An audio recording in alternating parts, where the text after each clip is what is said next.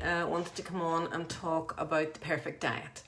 It's that time of the year, and I'm sure your social media feeds as well as mine being bombarded with all sorts of diet things and getting rid of the tummy and getting rid of the COVID pounds and things like that. And I mean, I run a weight loss program myself on Thursday nights, nutrition for a happy and healthy weight loss. So I'm launching that. So I'm in there in that field. But I have been very conscious recently. A few people have contacted me, considering starting some drastic, some of the more drastic approaches, which there's a time and a place for sometimes in terms of a therapeutic diet. But I would urge anybody thinking about that to either give me a wee call, we can talk over the reality of it before you start, or just to give it a lot of thought. And so I thought I would say a few words about the perfect diet. And loads of people will say there is no perfect diet. And if you're joining me here now thinking that I'm just going to say, bang, here's the perfect diet, I apologise. There is no perfect diet. In all my years of studying and in working in the weight loss field, and I have over 10 years working successfully in the weight loss field, I would qualify that and say there is no one single perfect diet, but there is a perfect diet for you, depending on what your goals are, depending on your own individuality, just your whole genetic makeup, everything. Then there will be a perfect diet for you. The secret is to find it. Okay, and now when I say diet, I don't mean, like a specific plan and going on a diet and as such. What I mean what the word diet really means. And sometimes that word gets really bad press at the minute. But I mean the noun, the word diet, that means the kinds of foods that a person or an animal or a community habitually eats. Okay? I don't mean the verb to diet in order to restrict yourself, to small amounts of special kinds of food in order to lose weight. So you may change your diet in order to lose weight, but going on a diet is different. So if you can kind of understand the kind of different meanings there and the different connotations, because they're different stories that you tell yourself in your brain as well. Okay? So whenever you're thinking about a diet, a style of eating, if you're thinking about changing your habits, there are certain questions that you want to ask yourself to figure out whether or not this is the perfect diet for you. Okay? So, is this a style of eating that you can commit to long term? Is it very drastic? Is it realistic? Is there, and this is really important, right? Is there evidence around the protocols that are being presented in this diet? And have you fact checked that evidence? Because really there are a lot of things out there on the internet that can say this is evidence based and this is evidence based. It's actually quite easy to check the evidence there, and check who's talking. Are they qualified? There might be studies out there, or there might be good, strong anecdotal evidence. There's a lot of dietary protocols that are out there that are actually newish, as in they're maybe only 20 or 30 years old, so they haven't had a lot of scientific study. But if you can get anecdotal evidence from a trusted source, from either, a professional that you trust, or medical professional, or health professional, or nutrition professional that you trust and that you have a reason for trusting, then that will give you some faith in that. So, does this diet fit with my lifestyle? Does it fit with my family? And there will be changes. Okay, so am I prepared to prioritize the changes that this diet, this style of eating is presenting? Is it causing me stress? So if you've started on a program of eating and is this causing me stress? Now, it may well cause you stress in the early days until you get used to it and you'll be thinking about, all the different things. But after 2 or 3 weeks, is this still causing me stress? Okay. Am I seeing results? So if you've changed for weight loss or for feeling better, for more energy, for skin, am I seeing results? And you do have to give it a bit of time, okay? But am I seeing results? Do I feel better or do I actually feel worse? Okay? And why am I doing this? This is always something that you're going to be thinking about as well, right? There are loads of reasons for changing your diet. You could be just looking to get healthier generally. You could be trying to build up your immune system. Yes, let's do that. You could be trying for a baby. You could be trying to prevent type 2 diabetes, and I have a few clients who have had scares with their doctor to say that they're pre-diabetic, and that is all preventable. You could be trying to manage diabetes. You could be trying to optimize your quality of life if you're living with a serious health condition. Better skin, better sleep. You could be managing a thyroid condition. You might just want to live longer. That's me. You want to minimize your risk of cancer. You want of Alzheimer's. You want to balance hormones. All of those are all reasons for changing your diet, for finding the perfect diet for you to help you to actually achieve those goals. Okay? And I can help with that. Right? And in the middle of all that, right?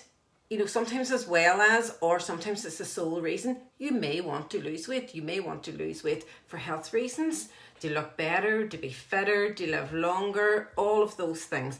And, losing weight sometimes gets a wee bit of a bad press now as well, but it's it's very valid if you want to lose weight, if you feel that you need to lose weight, that that your life will be better if you lose weight, that you'll be healthier if you lose weight, then that's very valid. Okay, so it's just sometimes I find in some of the nutritional experts, it's kind of all about, let's get healthy and let's not even bother thinking about losing weight.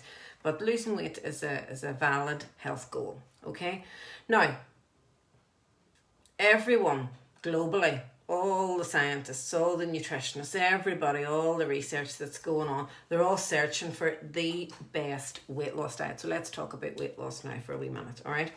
And there's a lot of discourse in these areas around whether or not it's, low carbohydrates, lower fat, very low carbohydrates. There's which one is best. You will have some people who are just evangelical about one particular style of eating. And, that's not even going down the vegan or vegetarian route, right? So there's loads of weight loss diets out there. Now, some of them will try to focus on reducing your appetite. Others are restricting calories. Others are looking at the carbohydrates, like I mentioned, and others are looking at the fats and which is best. All of them are claiming to be the best. All of them are claiming to have science behind them. So it can be hard to know which ones are worth, are worth your time, the investment of your time and the investment of your hard-earned money. And so, one of the first things that I would suggest is that you find someone that you trust, someone who is an expert in this field, and tease this all out with them and trying to figure out which is a load of rubbish, B, the best fit for you. Okay? So one of the first things to figure out or to admit whenever you're thinking about diet, whenever you're thinking about the foods that we eat and the foods that we're best to eat, is to make room for the possibility that what you're eating currently may not be serving you well. Okay? If you're looking at something different, then you're obviously thinking, what I'm doing now at the minute's not working. I'm feeling bad. I wonder, is it my food? I'm putting on weight. Yes, it's my food. All of those things. Do you know what I mean? So it's kind of what I suppose what I would invite you to do is to consider what you're eating now. What I always do with clients before I see them is I ask them to jot down a 3-day food diary. One of those days, like maybe being a weekend, and just write down everything that they eat.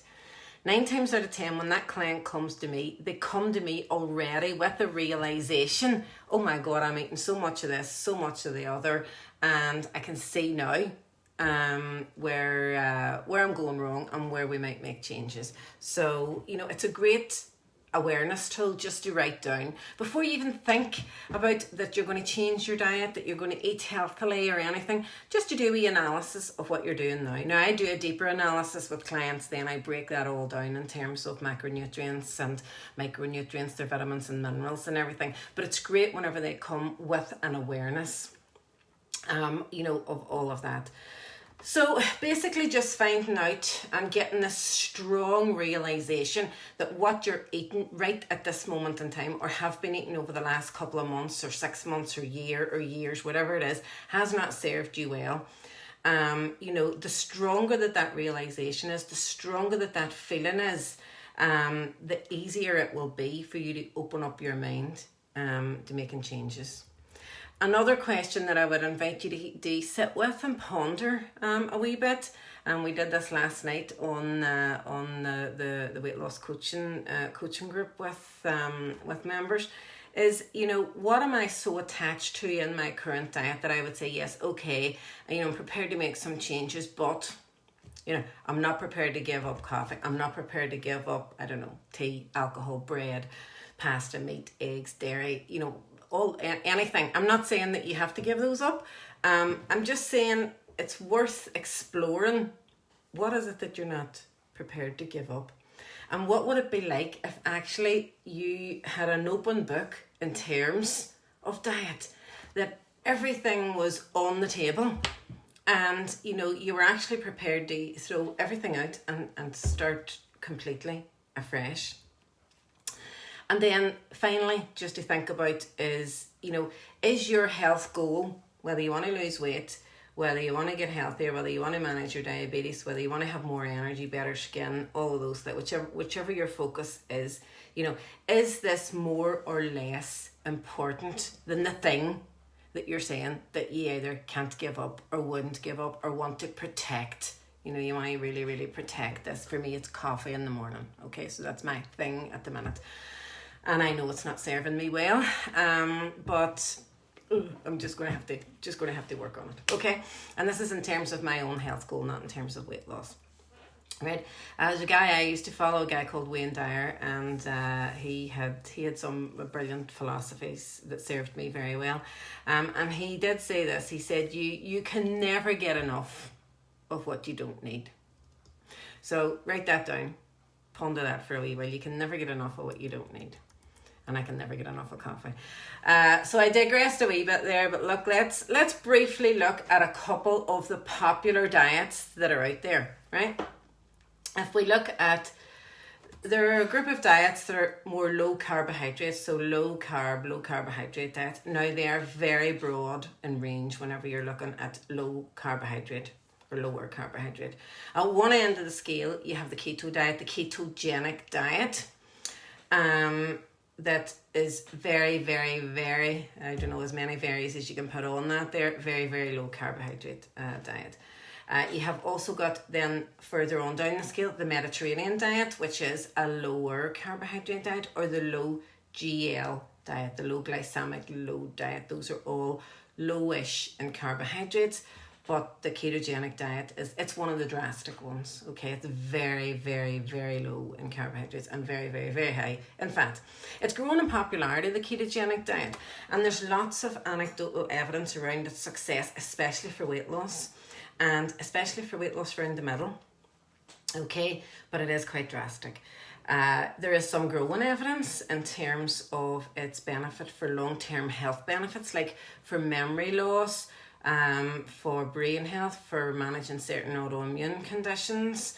It is a drastic diet, and it turns a lot of what we've been used to on its head. The primary aim of the ketogenic diet is to force your body away from using carbohydrates as a fuel and to burn fat as a fuel. Okay, so you basically starve your body of carbohydrates as an energy source, and you give it fat to burn instead. Then whenever it gets used to burning the fat, then it ends up burning all the fat that you want it to burn, that you're carrying around. It just turns your body into a fat burning machine. The upsides of the ketogenic diet are, you're turned into a bit of a fat burning machine. You can eat lots of butter, lots of cream, lots of cheese, oils, eggs, all eaten in high quantities. and protein in moderate quantities. You are very easily satisfied, and I have a few clients on the ketogenic diet, and after the first few weeks, whenever you will feel not so great, you do have plenty of energy, good skin, and a pretty steady weight loss.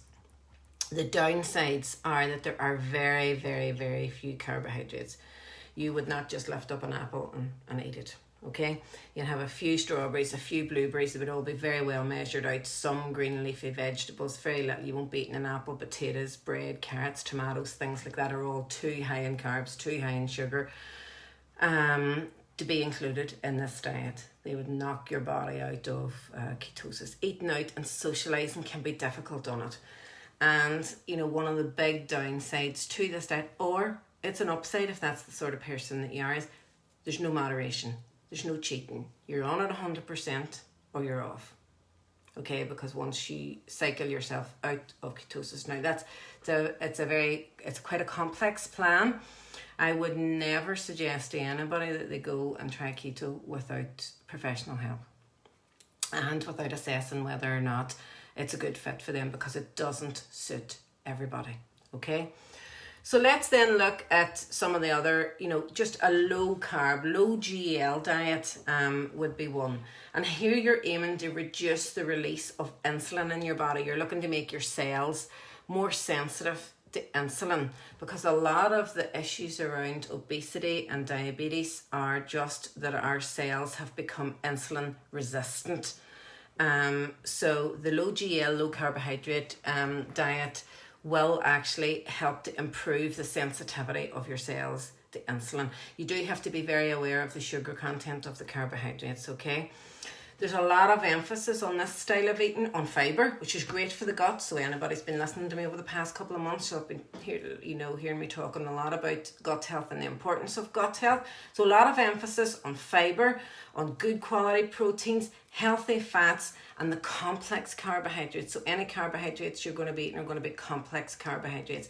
So it's going to be, you know, whole meal, your fruit and your vegetables with a skin on, just a lot of good stuff. Limited amounts though of kind of whole grain pasta and rice, but you're still having them on your plate, just not massive amounts. You wouldn't be having much in the way of kind of processed breads or anything like that. Does encourage whole foods, minimal processed foods. Pretty much any healthy eating plan, any healthy eating diet that you would be moving towards with me anyway will be having minimal processed foods. But there is a bit of room for manoeuvre on the low GL diet, for being off plan for a day, you know, for having a glass of wine, or for having a once in a while scone whenever you're out or something like that, okay? And then there's the Mediterranean diet, which is also a low carbohydrate style of eating. Now, the Mediterranean diet is currently the most studied and researched diet that I'm aware of. Okay, it has consistently been voted the #1 diet for health, and it's one of the big magazines in I don't know if it's Time magazine, something like that in the States. Consistently year on year it has been voted #1. It's primarily plant-based, okay? So a lot of plant-based foods, all your fruits, your vegetables, your whole grains, your legumes and your nuts. They actually have limited red meat, okay? So the true Mediterranean diet, they would be having just red meat a couple of times a month, but allows loads of, your fish and your poultry at least twice a week. It replaces butter with olive oil, so you'll be having, plenty of olive oil, which is a good heart-healthy fat. Use lots of herbs and spices rather than salt. You can have your red wine in moderation.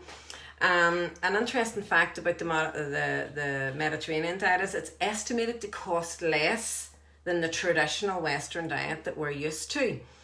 It does emphasize healthy types of fats that are known to reduce cholesterol and to reduce risk of heart disease.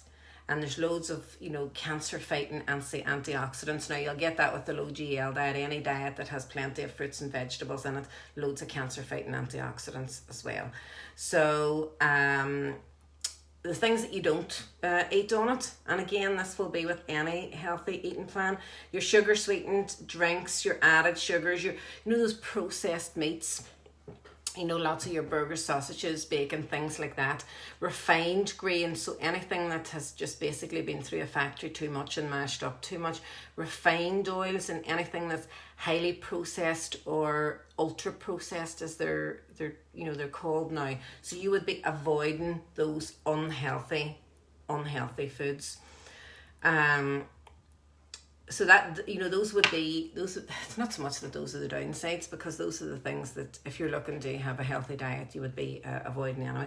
But a couple of the downsides to the Mediterranean diet and any of the, you know, the low GL, the low carb one, are that because they do allow moderation, say a moderate amount of red wine, okay, it's very easy for that to be misinterpreted. And you can go over the moderate amount. A moderate amount of, say, olive oil. It's very easy, especially if you're trying to lose weight, to go over and above what's needed.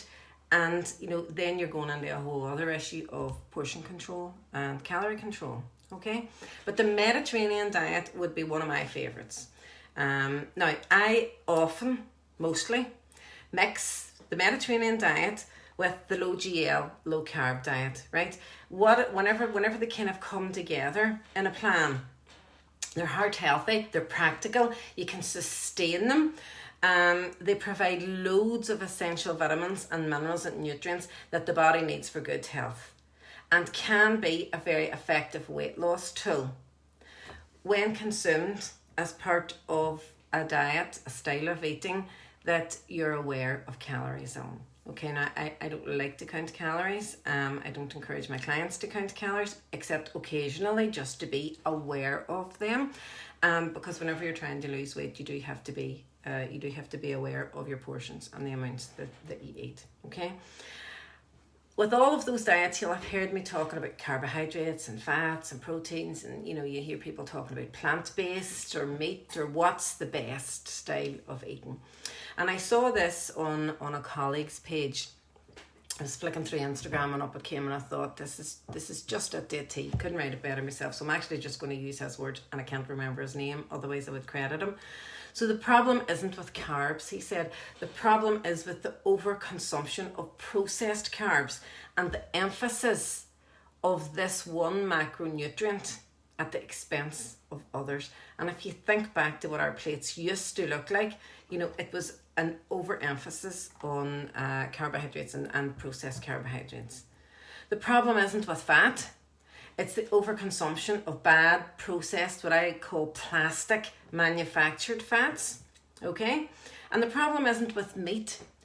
It's the quality and sometimes the quantity of the meat that we eat. And hence you look at the Mediterranean style of eating, and they're eating meat a couple of times a month, but it's really good quality meat. So my approach is really the best of them all. I go lower carb, but not no carb. With a Mediterranean feel, and I focus on quality and not quantity. Packing in the nutrients, so a nutrient dense diet, because we need the nutrients that can supply the hormones, the cells, and keep your digestive system and your gut happy. Pretty much if your gut is happy, then the rest of your whole system is going to be happy as well.